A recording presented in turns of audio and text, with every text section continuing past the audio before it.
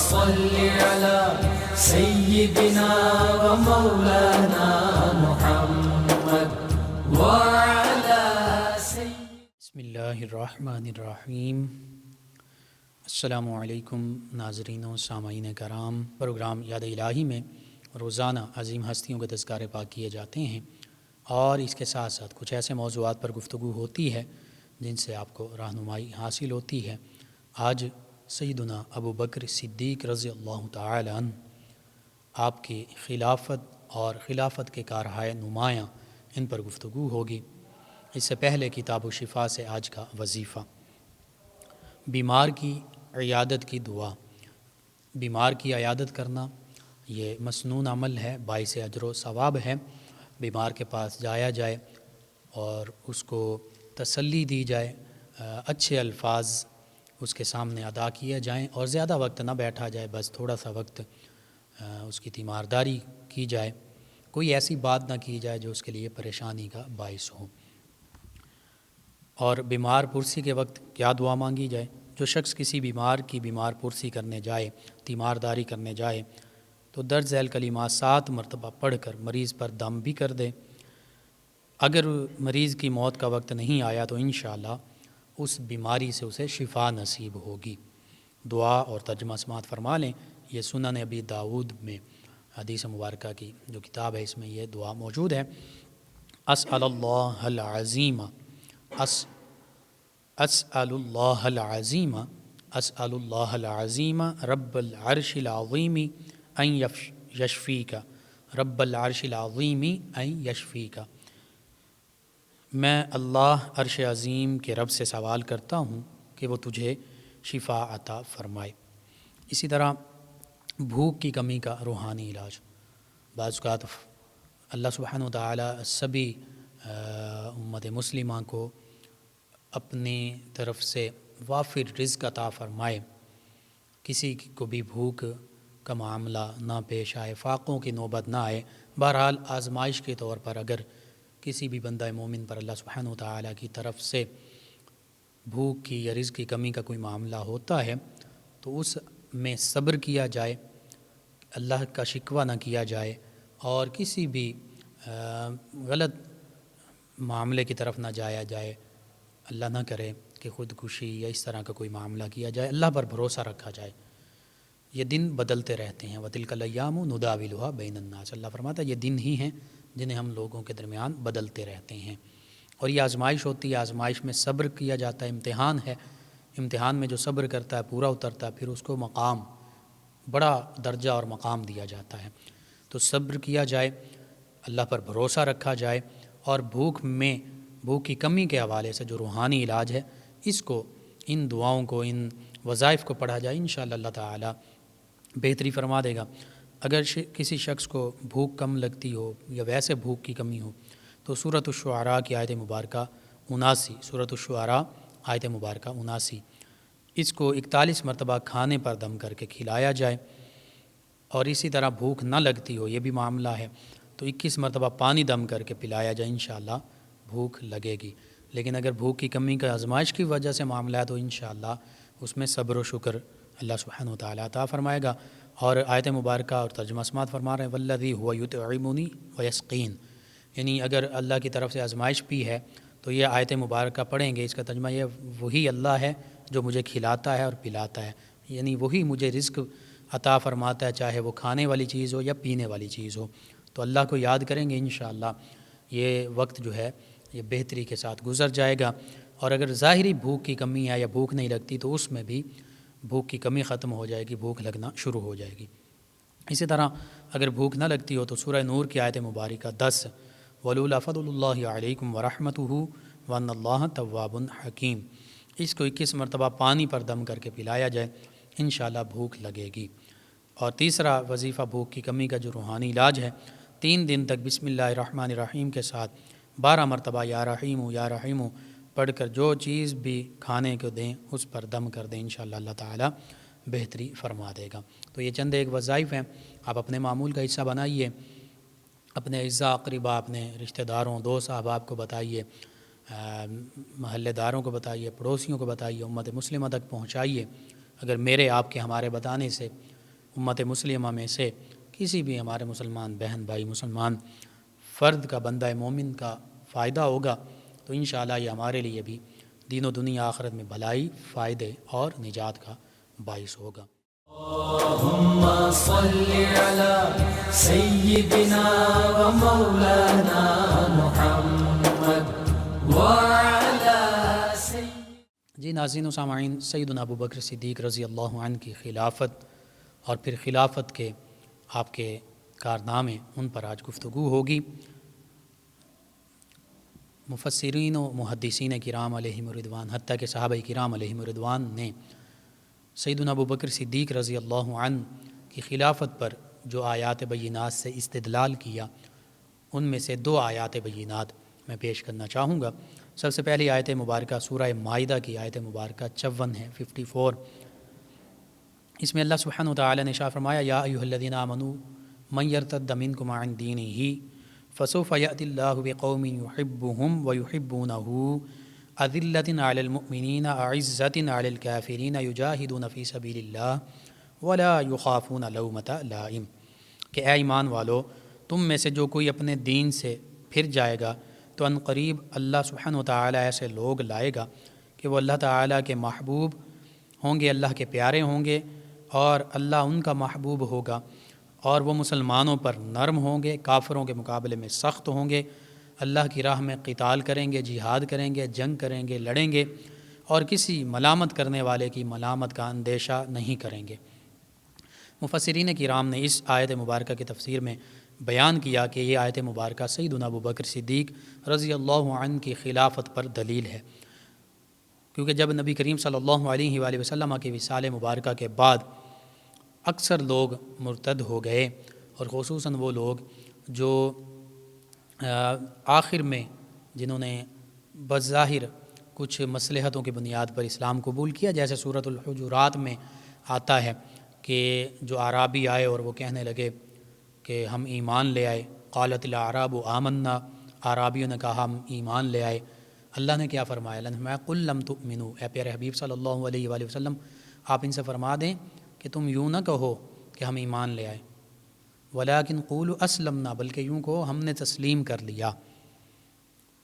اب اس آیت کریمہ کا شان نزول یہ ہے کہ چند اعرابی آئے آقا کریم صلی اللہ علیہ وآلہ وسلم کی بارگاہ میں، کہنے لگے کہ ہم ایمان لے آئے، لیکن ان کے دل میں یہ تھا، وہ صرف اور صرف ظاہری انہیں پتہ چل چکا تھا کہ اب اسلام جو ہے یہ پھیل رہا ہے، تو اس مسلمان صحابہ کرام علیہم رضوان اور نبی کریم صلی اللہ علیہ وآلہ وسلم کی طرف سے ہمیں بھی اسلام کی دعوت دی جائے گی، چونکہ نبی کریم صلی اللہ علیہ وآلہ وسلم کا یہ معمول مبارکہ تھا کہ آپ اسلام کی دعوت دیتے لوگوں کو، اور صحابہ کرام علیہم رضوان ایک لشکر کی شکل میں جب تشریف لے جاتے تو 3 باتیں ہوتی ہیں۔ سب سے پہلے آقا کریم صلی اللہ علیہ وآلہ وسلم کا حکم یہ تھا کہ انہیں اسلام کی دعوت دی جائے، انہیں کہا جائے کہ اللہ سبحانہ وتعالی وحدہ لا شریک ہے، اللہ کا اپنا معبود مانو، اور اللہ کے پیارے حبیب صلی اللہ علیہ وآلہ وسلم اللہ کے آخری نبی آخری رسول ہیں، ان کی نبوت اور رسالت پر ایمان لے آؤ تو تم ہمارے بھائی ہو،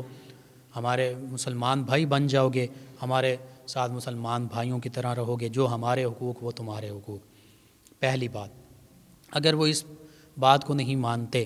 تو پھر دوسرا ان کے سامنے یہ تمہاری طرف سے اسلام کی جانب سے یہ مطالبہ ہوگا کہ ٹھیک ہے تم اسلام نہیں لاتے تو پھر تم جس مذہب پر بھی قائم رہو، جزیہ دینا قبول کرو،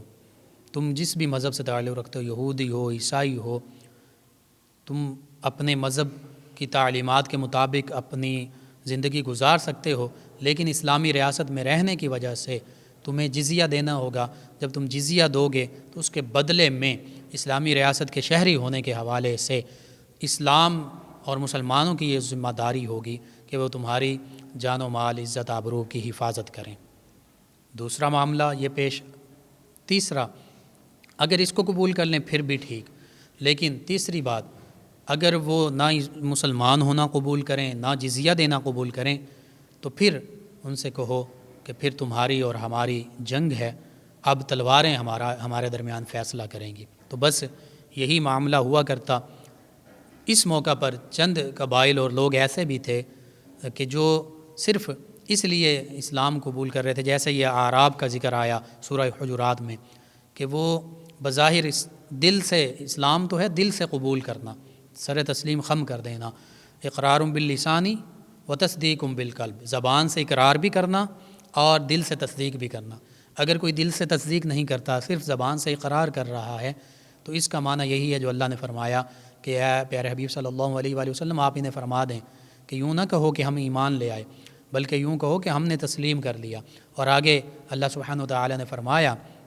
جہاں یہ فرمایا قُل لَمْ تُؤْمِنُوا وَلَٰكِنْ قُولُوا أَسْلَمْنَا وَلَمَّا يُدْخِلُ الْإِيمَانُ فِي قُلُوبِكُمْ، آپ انہیں فرمائیں کہ ایمان تو ابھی تمہارے دلوں میں داخل ہی نہیں ہوا، یعنی تم نے دلوں سے، اپنے دل سے ایمان کو قبول ہی نہیں کیا، اسلام کو قبول ہی نہیں کیا۔ تو بعین ہی اس طرح کے معاملات سیدنا ابوبکر صدیق رضی اللہ عنہ کی خلافت کے بعد پیش آئے کہ وہ لوگ جنہوں نے، اور چونکہ یہ سورۃ الحجرات میں جس قبیلے کا ذکر ہے، انہوں نے صرف اسلام، بظاہری طور پر اسلام کو قبول کیا، اور ان کی نیت یہ تھی کہ ہم، اور انہوں نے مطالبہ بھی کیا کہ ہمیں مال و دولت دی جائے، ہمیں چونکہ ہم اسلام قبول کر لیا ہے، ہم نے اسلام لے آئے ہیں، تو اس لیے ہمیں، انہوں نے مطالبات شروع کر دیے مال و دولت کے حوالے سے، یعنی صرف مال و دولت کے لیے انہوں نے اسلام قبول کیا تھا۔ تو اسی طرح دیگر بھی کچھ قبائل ایسے تھے جنہوں نے اپنی اپنی منشا کے مطابق، اپنے جان بچانے کے لیے یا مال و دولت کی لالچ میں یا مختلف اغراض کی خاطر اسلام قبول کیا تھا۔ تو جب نبی رحمت صلی اللہ علیہ وآلہ وسلم کا وصال ہوا تو اکثر قبائل جو تھے وہ مرتد ہو گئے۔ تو اس آیت کریمہ میں بھی یہی ارشاد فرمایا گیا، اور یہ آیت کریمہ سیدنا ابوبکر صدیق رضی اللہ عنہ کی خلافت کی دلیل ہے کہ جب نبی کریم صلی اللہ علیہ وآلہ وسلم کے بعد بے شمار قبائل اور لوگ مرتد ہو گئے اور دین اسلام کی تعلیمات سے روگردانی کرنے لگے، تو سیدنا ابوبکر صدیق رضی اللہ عنہ نے ان قبائل کے خلاف جہاد کیا۔ اللہ سبحانہ وتعالی نے یہی ارشاد فرمایا کہ اے ایمان والوں، تم میں سے جو کوئی مرتد ہو جائے گا،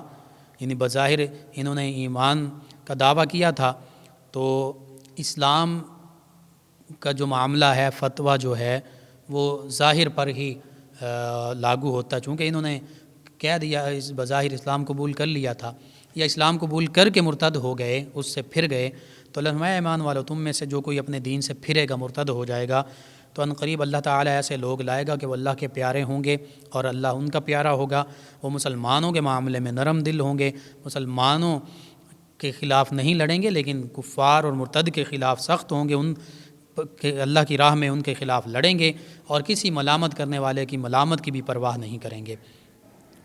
تو یوں اس آیت کریمہ میں ایمان والوں سے مراد اور اللہ کے پیارے اور عنقریب جو لائے جائیں گے، جن کو خلافت دی جائے گی، ان سے مراد سیدنا ابوبکر صدیق رضی اللہ عنہ اللہ کے پیارے ہیں اور اللہ ان کا پیارا ہے۔ مسلمانوں پر یہ بہت نرم تھے۔ اللہ کے پیارے حبیب صلی اللہ علیہ وآلہ وسلم کا ارشاد مبارکہ موجود ہے، اب فرمایا کہ میری امت میں سے میری امت پر سب سے زیادہ رحم دل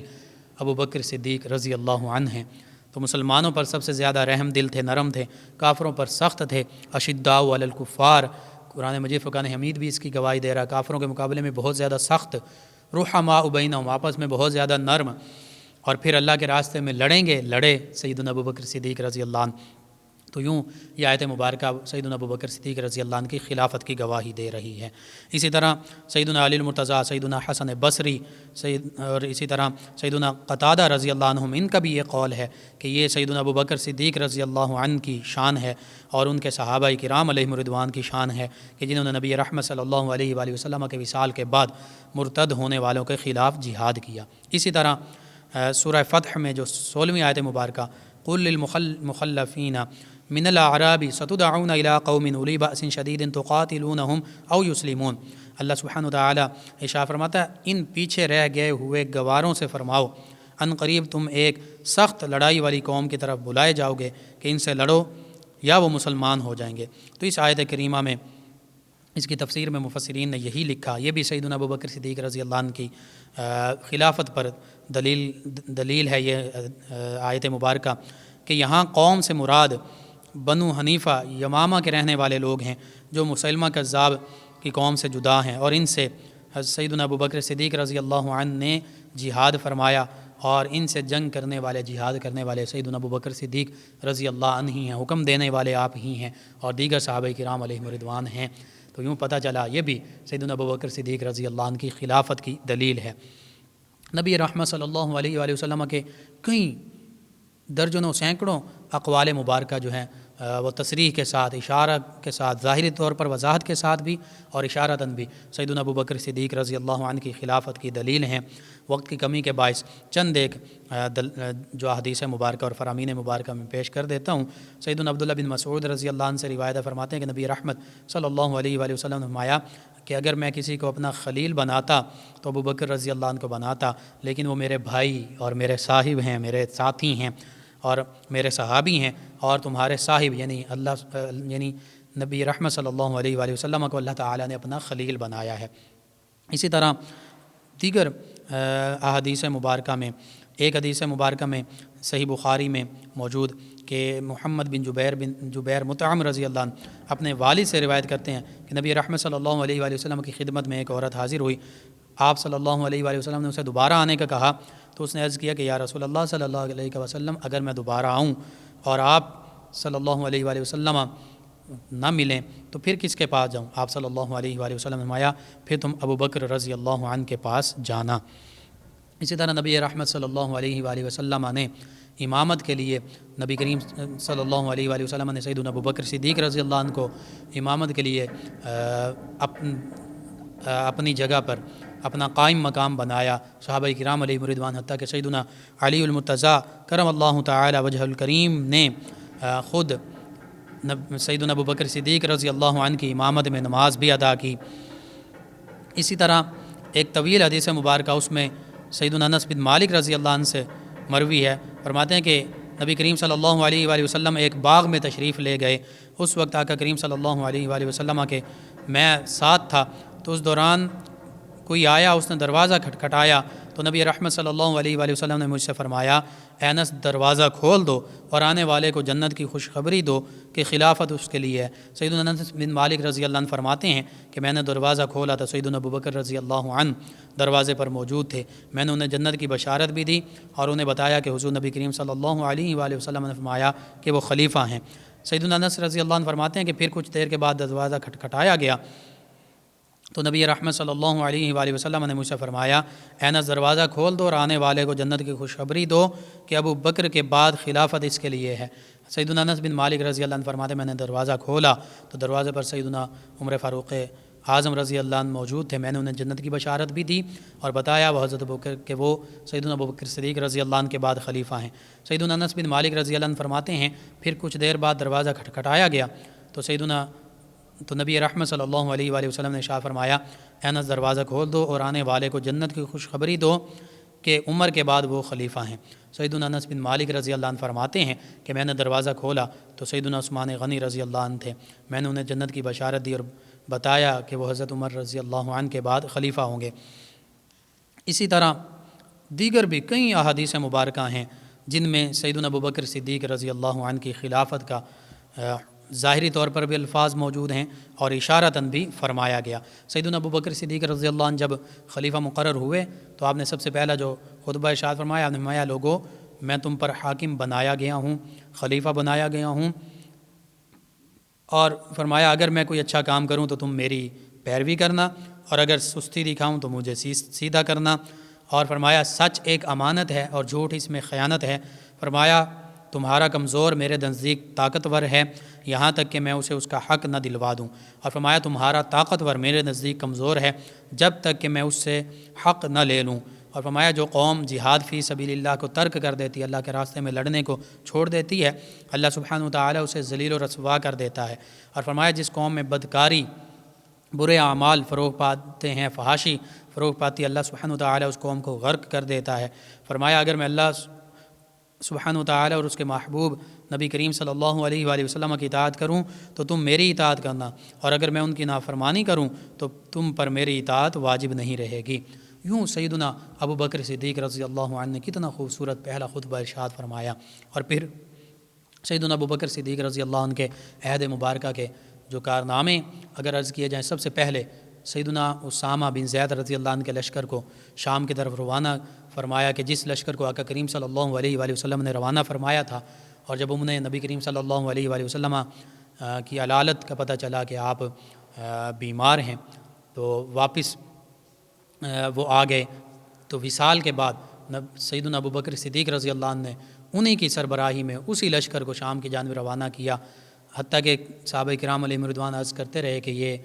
ان کی جگہ کسی اور، چونکہ وہ نوجوان تھے، ان کی جگہ کسی بڑے یعنی عمر میں بڑے اور تجربہ کار صحابی ان کو بھیجا جائے، لیکن آپ نے فرمایا نہیں، نبی رحمت صلی اللہ علیہ وآلہ وسلم نے جن کو مقرر فرما دیا ابو بکر ان کو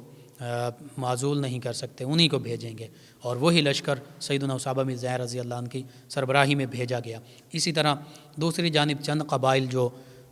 زکوٰۃ کے منکر ہو گئے، منکرین زکوٰۃ، سیدنا ابوبکر صدیق رضی اللہ عنہ نے ان کے بارے میں فرمایا کہ جو نبی کریم صلی اللہ علیہ وآلہ وسلم کے عہد مبارکہ میں ایک رسی بھی زکوٰۃ میں دیتے تھے وہ دیں گے، بکری کا بچہ بھی اگر زکوٰۃ میں دیتے تھے تو اب بھی دیں گے، تو ان کے خلاف بھی آپ نے صحابہ کرام علیہم رضوان کو روانہ فرمایا، اور انہوں نے پھر توبہ کی اور زکوٰۃ دینے لگے۔ اسی طرح ان سے بھی بڑھ کر ایک اور فتنہ جو انکار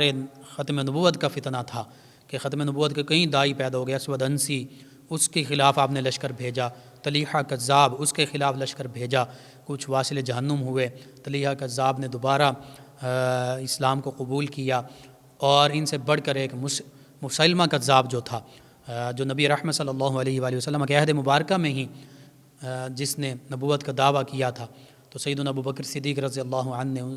اس کے خلاف صحابہ کرام علیہم رضوان کو بھیجا، سیدنا خالد بن ولید رضی اللہ عنہ کی سربراہی میں، حتیٰ کہ اس دوران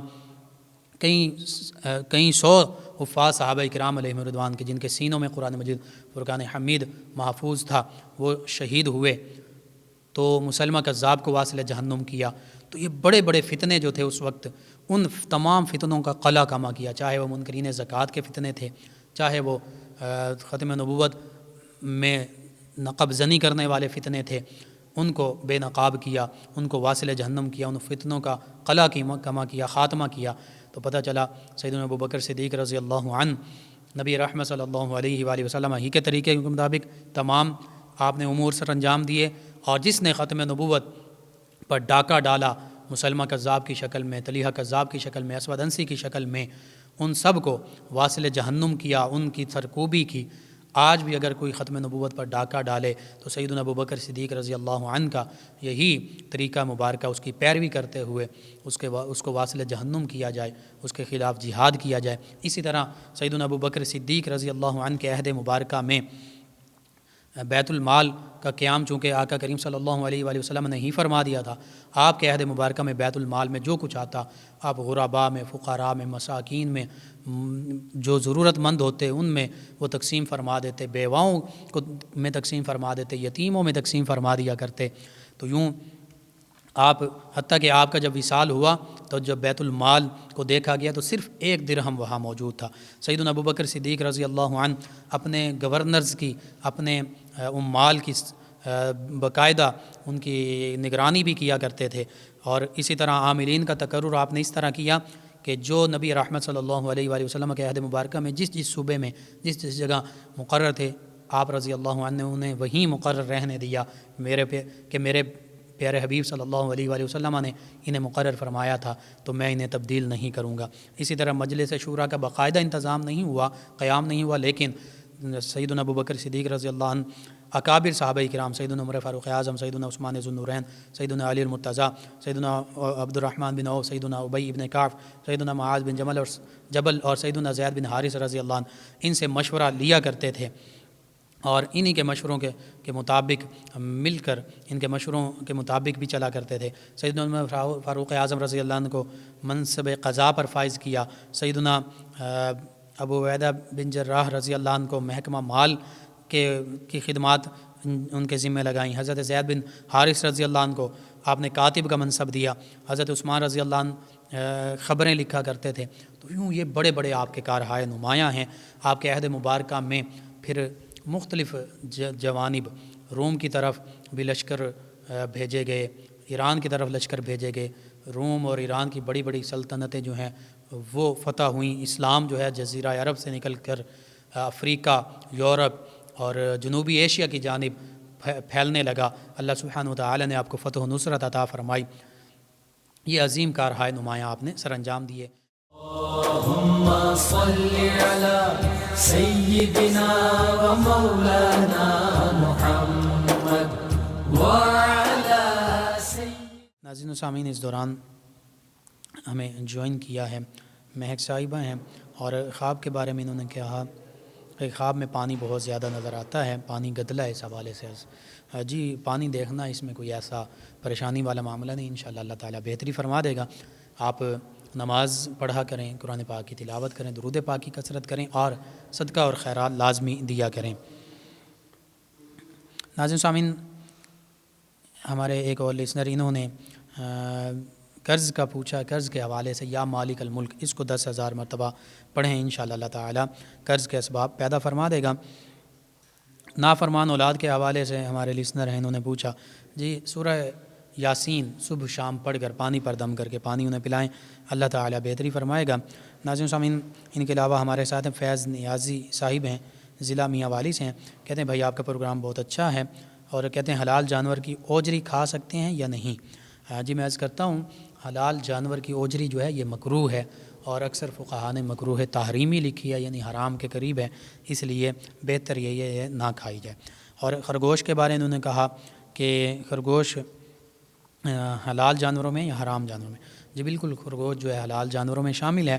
خرگوش کا گوشت کھایا جا سکتا ہے۔ ناظرین سامعین، ان کے علاوہ ہمارے ساتھ ہیں کائنات صاحبہ، انہوں نے کہا کہ سورج نکل آئے تو کیا قرآن پاک کی تلاوت کر سکتے ہیں؟ جی قرآن پاک کی تلاوت کے حوالے سے میں عرض کر دوں کہ اس کے حوالے سے یہ نہیں ہے کہ مکروہ اوقات میں نہ کریں۔ سجدہ جو ہے، نماز جو ہے، وہ مکروہ اوقات میں ممنوع ہے، منع ہے، جیسے طلوع آفتاب، غروب آفتاب، زوال، قرآن پاک کی تلاوت کی جا سکتی ہے۔ جی ناظرین و سامعین، سیدنا ابو بکر صدیق رضی اللہ تعالیٰ عنہ، آپ کے کارہائے نمایاں کا ذکر ہوا۔ آپ کے عہد مبارکہ میں شام جو کہ رومیوں کے زیر اثر تھا، کیونکہ نبی کریم صلی اللہ علیہ وآلہ وسلم نے قیصر روم کو اسلام کی دعوت کا خط لکھا تھا، اس نے بظاہر اس کو خیر مقدم کیا خط کا، لیکن اس نے دیکھا کہ اس کی قوم جو ہے وہ اسلام قبول نہیں کرنا چاہتی، اس کے وزیر مشیر، تو اس وجہ سے صرف اپنے عہدے کی وجہ سے، اپنی حکومت کی وجہ سے، اس کو خطرہ تھا کہ یہ چھین جائے گی اگر میں اسلام قبول کرتا ہوں، تو اسلام نہ لایا۔ لیکن اس نے نبی رحمت صلی اللہ علیہ وآلہ وسلم کے نامہ مبارکہ کی بیعت بھی نہیں کی۔ دوسری جانب جو ایران کی ریاست تھی، یہ رومی اور ایرانی، یہ دو بڑی سلطنتیں تھیں اس وقت، یوں سمجھ لیجئے اس وقت کی سپر پاورز تھیں۔ ایران کے سلطنت کا جو حکمران تھا خسرو پرویز، اس نے آقا کریم صلی اللہ علیہ وآلہ وسلم کے نامہ مبارکہ کو چاک کر دیا، پھاڑ دیا، اور جب سفیر واپس آئے صحابی رضی اللہ عنہ، انہوں نے سارا معاملہ عرض کیا، تو نبی رحمت صلی اللہ علیہ وآلہ وسلم نے فرمایا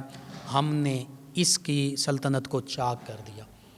اور ایسا ہی ہوا۔ اسی کے بیٹے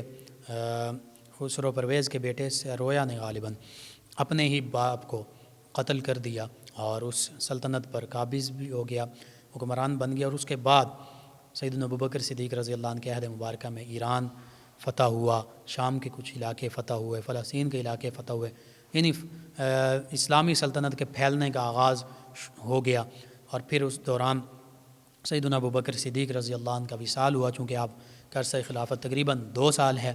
اس کے بعد سیدنا عمر فاروق اعظم رضی اللہ عنہ خلیفہ بنے، دوسرے خلیفہ۔ آپ کے عہد مبارکہ میں 36 لاکھ مربع میل سے بھی زیادہ علاقہ جو ہے وہ فتح ہوا۔ اللہ سبحانہ وتعالی نے یوں تمام خلفائے راشدین کو فتح و نصرت سے نوازا۔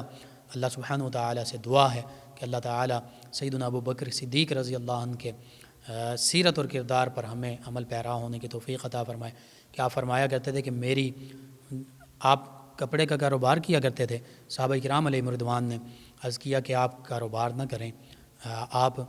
کو بیت المال سے ہی وظیفہ آپ کا مقرر کر دیا جائے گا۔ آپ نے فرمایا میرا وظیفہ اتنا ہی مقرر کیا جائے جتنا ایک مزدور کا وظیفہ ہے۔ تو یوں آج ہمارے حکمرانوں کے لیے کتنا بڑا اس میں سبق ہے کہ ہم دیکھتے ہیں تمام غیر مسلم ممالک میں بھی اور اسلامی ممالک میں بھی کہ حکمران جو ہیں وہ عیاشیاں کر رہے ہوتے ہیں، اسلام کی تعلیمات تو یہ تھی کہ حکمران کا خرچ بھی جو ہے وہ ایک عام مزدور ہی کے برابر ہو. تو آج ضرورت اس امر کی ہے کہ ہم نبی رحمت صلی اللہ علیہ وآلہ وسلم اور خلفائے راشدین علیہم الرضوان کے نقش قدم پر چلیں، تاکہ دین و دنیا آخرت میں ہر حوالے سے، معیشت میں، معاشرت میں، سیاست میں، حکمرانی میں، تمام معاملات میں ہم دین و دنیا آخرت کے حوالے سے کامیابیاں پا سکیں. اللہ سبحانہ وتعالیٰ سے دعا ہے اللہ تعالیٰ سیدنا صدیق اکبر رضی اللہ عنہ کی ہمیں پیروی کرنے کی توفیق عطا فرمائے اور آپ کے تصدق سے عالم اسلام کو سربلندیاں عطا فرمائے. آمین. جی ناظرین و سامعین، پروگرام کا وقت ختم ہو جاتا ہے. انشاءاللہ کل صبح دوبارہ آپ سے ملاقات ہوگی. پروگرام یاد الہی میں اپنے میزبان محمد لقمان رضا اور ہماری ٹیم کو اجازت دیجیے. اللہ نگہبان. اللهم صل على سيدنا ومولانا محمد وعلى